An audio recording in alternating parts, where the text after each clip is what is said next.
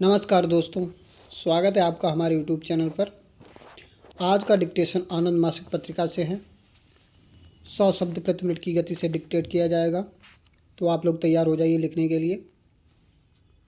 Dictation शुरू करते हैं 5 सेकंड में।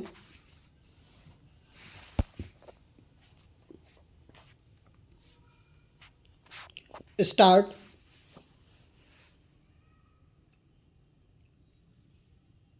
अध्यक्ष जी, हमारी उन्नति के लिए शांति की आवश्यकता है। देश में हम शांति चाहते हैं और विदेश में भी, अंतर्राष्ट्रीय क्षेत्र में भी शांति चाहते हैं। देश में तनाव होते हैं, अनेक प्रश्न उठते हैं, जैसे परिवार में और भाई बहनों के बीच में भी उठते हैं। हमने हमेशा यह समझा कि ये जो अभाव के प्रश्न हैं, ये शांति से और मित्रता से सुलझाए जा सकते हैं। यह हमने माना है और आज भी हम मानते हैं और इसी कोशिश में लगे रहे, और आज भी हमारी यही कोशिश है। लेकिन यदि हमारी सीमाओं पर हमला हुआ तो फौजी हमले का सामना केवल फौजी ताकत से ही हो सकता है। कुछ ही दिन पहले मैं कुछ सीमाओं पर घूमी। हमारे बहादुर जवान और अफसर किस हालत में रह रहे हैं, कितनी कठिनाई, सर्दी और बर्फ को सह रहे हैं, यह मैं देख कर आई। किस हिम्मत और साहस से, किस भावना से वे वहाँ हैं, यह भी मैंने देखा। मैंने उनको विश्वास दिलाया कि उनके पीछे सारा देश है। मैंने अपनी तरफ से उनको शुभकामनाएं दीं, भारत सरकार की तरफ से शुभकामनाएं दीं, और आप सब जो वहाँ नहीं थे, आप सब की तरफ से भी शुभकामनाएं दीं। मुझे पूरा विश्वास है कि हमारी तीनों सेनाओं के हाथ में भारत की स्वतंत्रता सुरक्षित है। लेकिन हमारा भी कर्तव्य है कि जब वे ये सब कठिनाइयाँ सह रहे हैं, अपनी जान देने को तैयार हैं, तो हम भी अपनी एकता बनाए रखने के लिए कुछ कष्ट उठाएं। हमारे कुछ रास्ते हैं जिनको मैंने आपके सामने रखा है। यद्यपि वे पुराने रास्ते हैं, लेकिन हमें उनको दोहराते रहना है, जिससे कि हम उनको ना भूलें। एक रास्ता समाजवाद का है। समाजवाद क्या है? कोई कुछ कहता है, कोई कुछ कहता है, लेकिन एक साधारण चीज़ है। उसके मायने केवल यह है कि देश की गरीबी हटाई जाए। देश में जो गरीब और अमीर का अंतर है, उसको कम किया जाए।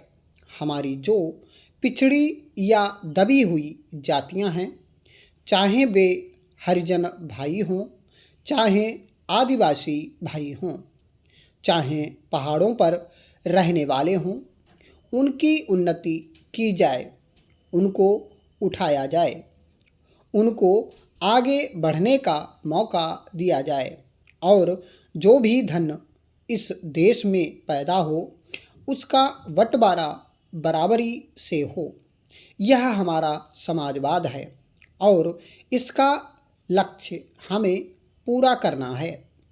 इस रास्ते पर हमें तेजी से चलना है। भारत के सपूतों, चाहे औरत हो, चाहे मर्द, चाहे मजदूर हो, चाहे किसान, चाहे व्यापारी हो, चाहे कारखानेदार, चाहे अध्यापक हो, चाहे विद्यार्थी, चाहे लेखक हो या कलाकार, आप सब भारत के सपूत हैं।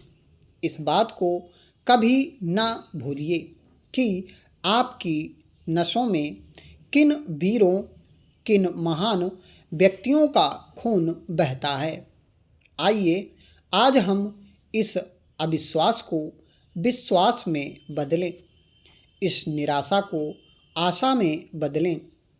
तब हम देश को मजबूत कर सकेंगे। यह बुनियाद बनाई है। मान्यवर, प्रत्येक नागरिक को रोजी रोटी, कपड़ा, मकान, शिक्षा, सुरक्षा, न्याय और सम्मान मिले, यह सुनिश्चित करना प्रत्येक राज्य की जिम्मेदारी है। जिम्मेदारी इसलिए भी है कि संविधान निर्माताओं ने संविधान की मूल प्रस्तावनाओं में संकल्प के माध्यम से इस बात को कहा कि हम प्रत्येक व्यक्ति को आर्थिक, सामाजिक और राजनीतिक न्याय देंगे। जब हम आर्थिक और सामाजिक न्याय की बात करते हैं तो निस्संदेह रोजी रोटी, कपड़ा, मकान, शिक्षा, दवा, सुरक्षा, न्याय और सम्मान प्रत्येक नागरिक को मिलना ही चाहिए। इसलिए यह हमारी जिम्मेदारी है। यही नहीं मान्यवर, हमने संविधान की मूल प्रस्तावना में समानता की बात भी कही है। और जब समानता की बात कही है, जब हमने कहा है कि प्रत्येक नागरिक को स्तर और अवसर की समानता होगी, अवसर उसे रोजी पाने का भी मिलेगा जैसे बड़े नागरिक को मिलेगा, बड़े घर में पैदा होने वाले को मिलेगा, वैसे ही छोटे घर में पैदा होने वाले नागरिक को भी मिलेगा। मान्यवर, यही नहीं, भारतीय संविधान की धारा 41 में काम के अधिकार के रूप में हमने इस बात को स्वीकार किया है और भारतवर्ष का कोई भी राजनीतिक दल ऐसा नहीं है जो इन बातों को स्वीकार ना करता हो, प्रचारित और प्रसारित ना करता हो कि इस प्रकार की सुविधाएं प्रदान कराएंगे। मान्यवर, मैं कुछ एक कारणों में जानना चाहता हूं कि ये अभी तक क्यों सारी सुविधाएं प्रत्येक नागरिक को प्राप्त नहीं हुई। सबसे बड़ी चीज़ होती है राजनीतिक दलों की इच्छा शक्ति। उपसभाध्यक्ष महोदय, मैं याद दिलाना चाहता हूँ, पंडित जवाहरलाल नेहरू ने सार्वजनिक उपक्रमों का जब प्रारंभ किया तो उसके पीछे एक राजनीतिक इच्छा शक्ति थी कि इससे लोगों को काम मिलेगा। लेकिन आज मुझे दुख के साथ कहना पड़ता है कि उनके उत्तराधिकारियों ने उसको नज़रअंदाज कर दिया, तो आज यह परिस्थिति हो गई है। स्वर्गीय श्रीमती इंदिरा गांधी ने एक क्रैश प्रोग्राम चलाया था, बैंकों का राष्ट्रीयकरण किया और कहा कि बैंकों से गरीबों व बेरोजगारों को पैसा मिलेगा। वह वास्तव में मिलना भी शुरू हुआ।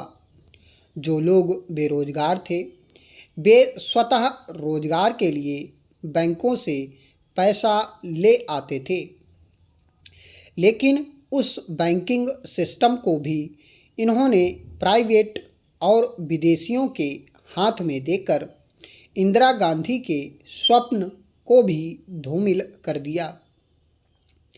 वह जो रोजगार के द्वार जो स्वतः रोजगार के थे वह समाप्त कर दिए।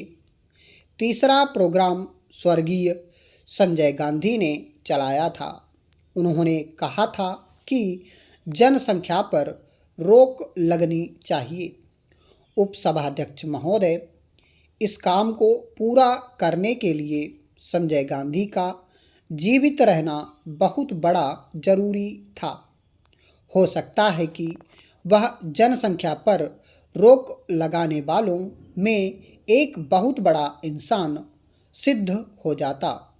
मुझे तो इस बात का पूरा विश्वास है।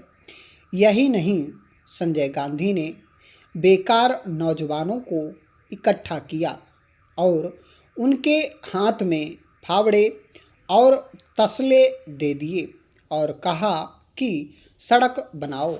स्टॉप।